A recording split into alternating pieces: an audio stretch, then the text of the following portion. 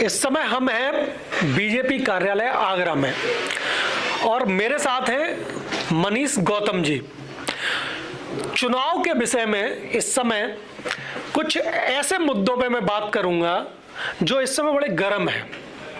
मनीष जी, पूरे उत्तर प्रदेश में हर जिले के अपने अपने अलग मुद्दे हैं जी। आगरा में जी, कौन से मुद्दों को लेके आप जनता के बीच में जा रहे हैं?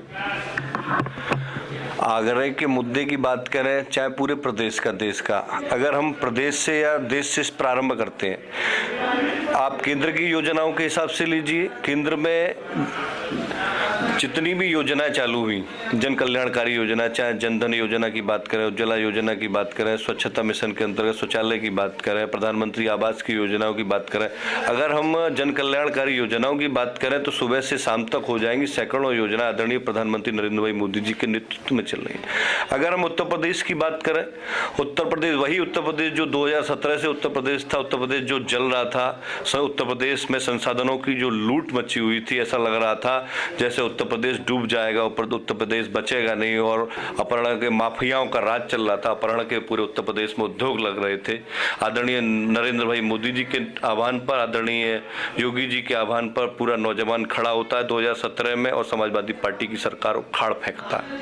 आपने देखा होगा आज जब 2017 के बाद जब उत्तर प्रदेश में भारतीय जनता पार्टी की नेतृत्व वाली सरकार बनती है, आदरणीय योगी आदित्यनाथ जी सब प्रदेश के मुख्यमंत्री बनते हैं, नेतृत्व करते हैं, सबसे पहले सुशासन लागू करते हैं। जो कुछ विकास की बात करते थे हम, जो विकास कुछ घरानों तक, कुछ जातियों तक सीमित था, आज वही विकास पूरे उत्तर प्रदेश में चौमुहा विकास हो रहा है। आज एक्सप्रेस की बात, एक्सप्रेसवे की बात करें, पूरे उत्तर प्रदेश में 5 एक्सप्रेसवे बन रहे हैं, 5 इंटरनेशनल एयरपोर्ट बन रहे हैं। ऐसा लग रहा है पूरे उत्तर प्रदेश जैसे विकास की नई गाथाएं लिख रहा हो।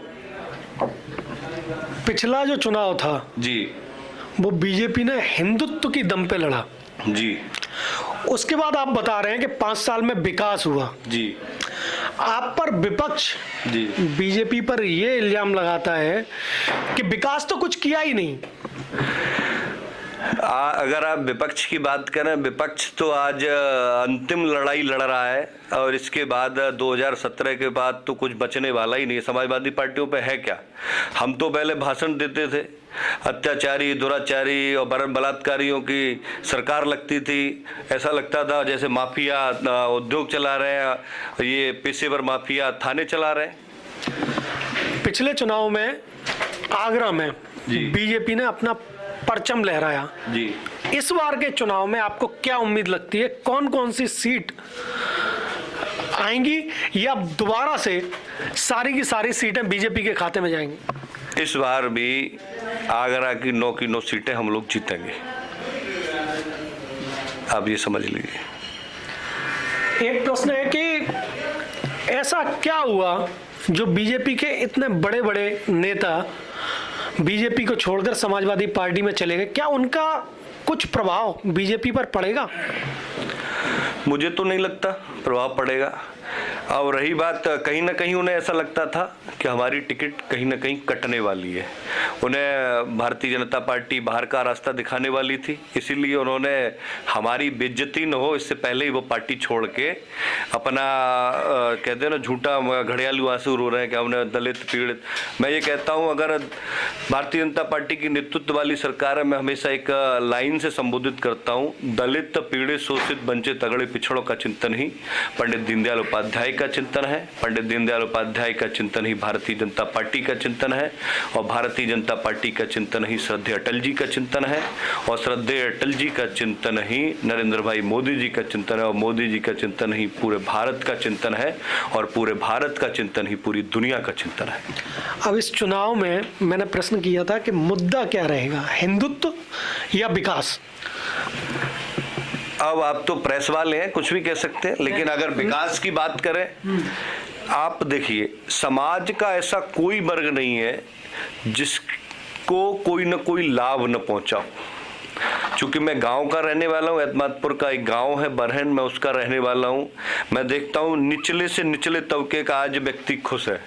चाहे आप देखिए, आज हम देखते हैं महीने में 2 बार राशन मिल रहा है, वहीं अगर हम बात करी जाए उद्योगों की बात करी जाए, आदरणीय प्रधानमंत्री जी के नेतृत्व में, आदरणीय योगी जी के नेतृत्व में उद्योग अपनी नई गाथाएं लिख रहे हैं। 4.5 लाख करोड़ के MOU के इन्वेस्टर समिट हुई थी, 3 लाख करोड़ से ज़्यादा इन्वेस्टमेंट हुआ था।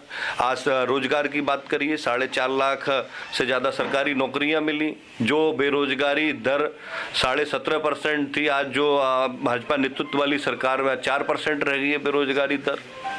आज MSME की बात करते, 82 लाख MSME के माध्यम से नौजवानों को रोजगार, 2 करोड़ नौजवानों को रोजगार दिया गया। वहीं औद्योगिक इकाइयों में 3 लाख से ज़्यादा और एक जनपद एक उत्पाद के माध्यम से 25 लाख नौजवानों को रोजगार दिया गया।